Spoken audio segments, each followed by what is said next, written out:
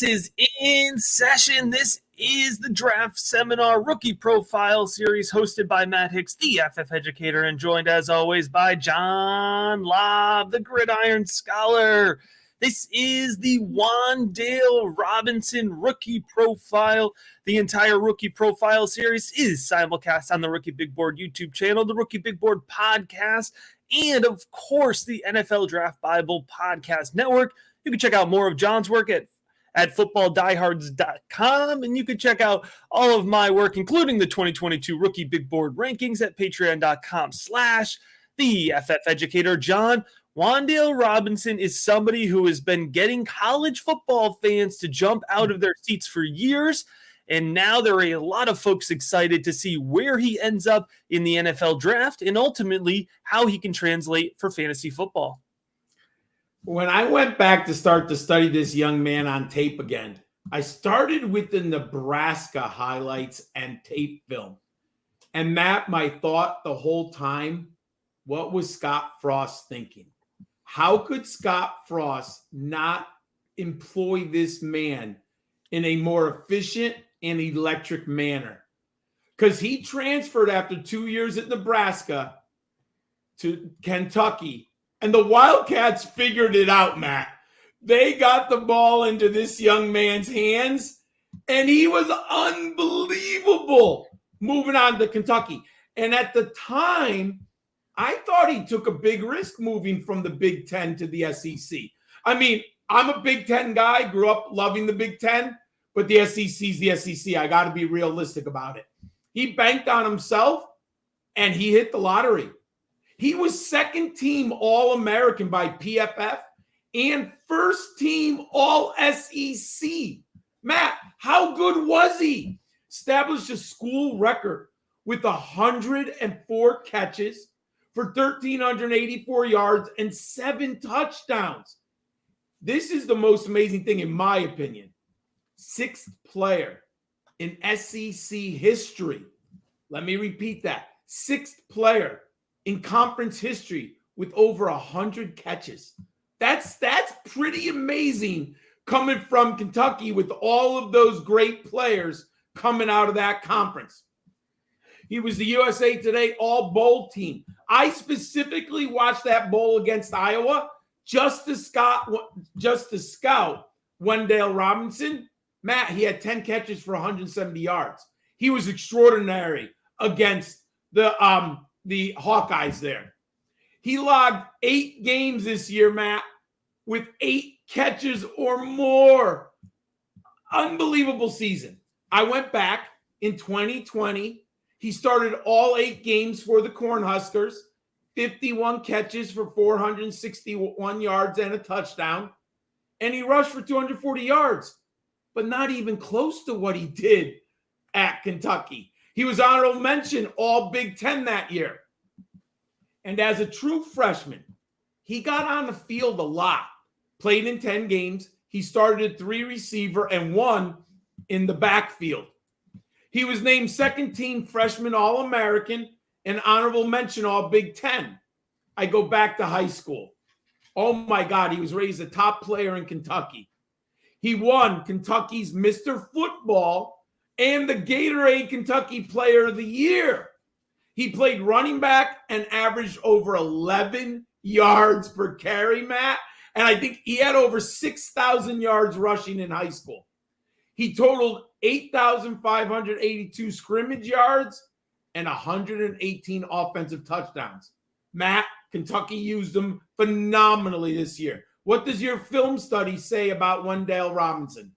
Well, John, you alluded to it, but it has to start with his athleticism. He could be used in a variety of ways. They put him in motion. They lined him up at running back. They used him on reverses. They used him on sweeps. He has fantastic lateral agility. He's a very twitchy runner. Now, he's not particularly elusive, but he's very twitchy. He does have some slipperiness when running in tight space. Now, I think he's fast, but he's quicker than he necessarily is fast. He speeds up quickly off the line of scrimmage, and he works really well moving east to west, just as much as north to south, but he can get caught from behind, and so he doesn't necessarily have that downfield breakaway speed. yak ability. Now, yak is a very controversial yards after catch ability. It's a very controversial category for fantasy football players, whether you like it, whether you don't like it so much. He can move after the catch here. You could look at the Mizzou game. He breaks off big runs there in that game. He has sharp cuts. He has good footwork. He gets through his cuts very effortlessly. He fights through the end of plays. There's some sneaky strength there, and you mentioned it playing against SEC competition. But he does not, to me, display a particularly strong level of field vision here. And John, the hands. The hands are a little concerning for me here. So I give him a little bit lower of a grade. I do consider it a weakness of his. I see some bobbles on tape. You look at the Mizzou game, he's bobbling the ball. South Carolina tape as well. He has a drop against Georgia. Now, he does flash some good hands. You look at the South Carolina game, you could see him make some good catches. But concentration drops, John. Concentration bobbles. Those are big red flags for me. So there's a lot of good with Wandale Robinson, but I also think there's more reason to proceed with caution than maybe consensus would suggest. Let's dig into those numbers a little bit more.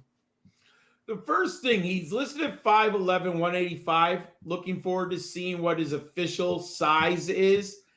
What I do like him on film, Matt, and you're right about the drops. I would not label his hands as stupendous.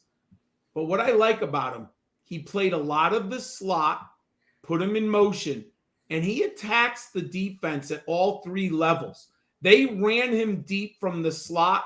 They ran him on crossing routes and intermediate, and he did a lot of those quick pitches, those quick throws, which are essentially handoffs and jet sweeps. So you can design some plays around him, and he can be productive in a lot of ways.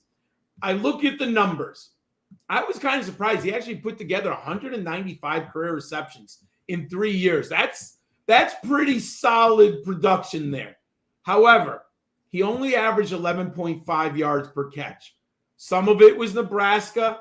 Kentucky threw a lot of those quick throws to him where he got like 4 or 5 yards. It was essentially a handoff. So that brings the numbers down. You need to watch enough tape of Robinson to know that he can get deep because for every deep pass, he probably had 3 or 4 short ones. So that some context there. What was he, an explosive 12 yards an average? No. So there's some concern on his upside at the NFL level. He only had 14 career touchdowns, but Nebraska had Adrian Martinez at quarterback, not overly proficient. Kentucky ended up with Will Levis, the quarterback. He's good, but not overly proficient. So 14's all right. But what my model popped out, Matt, and as I watched the film, the team aerial dominator of 45%, that's unbelievable in the SEC. I mean, that is a very impressive number, 72% catch rate. Now, you're right. The numbers, he catches the balls, but he's not like the most natural hands catcher in this group at all. So there's a little bit of a conundrum between film and the numbers. But I'll say one thing, Matt, after looking at his quick first step, seeing how proficient he is out of the slot, I couldn't help but think about Elijah Moore.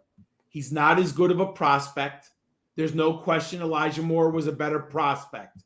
But there are similarities in the two players. I think Elijah Moore is a little tougher, and I think he's a little quicker.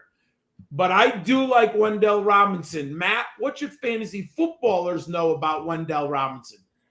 Yeah, so when you look at Robinson here, I do expect him to be a day 2 late selection in the 2022 NFL draft. That's picks 50 to 102 in the way that I, categorize it here. So it'll be really interesting to see what type of offense wants Wan'Dale Robinson. I think Robinson is somebody to me who could be a really good a pro weapon in the NFL. It's going to be very tricky to see how that translates for fantasy football. And Robinson, I think, is going to be one of these players that I'm not going to feel confident in my projection until I can really know his landing spot and plug in some numbers and plug in some volume and touchdown opportunity for him. When you look at his rookie big board tier, right now I have him in that flex filler range, right? Low-end wide receiver 2, a high-end wide receiver 3, possibly into that wide receiver 4, depending on matchup, some variability there, but certainly somebody who's worthwhile in rostering at the right price. Now, here's the price, though. Here's the challenge.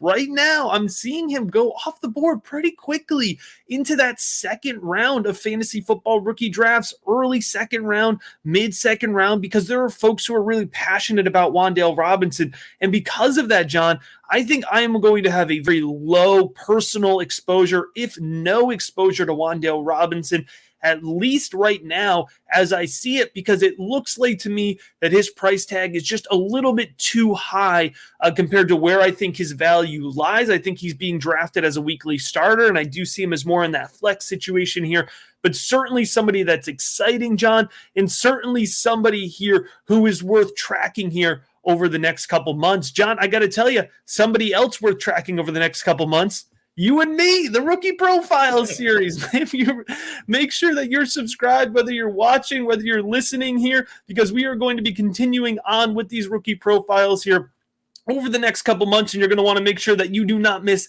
any of them.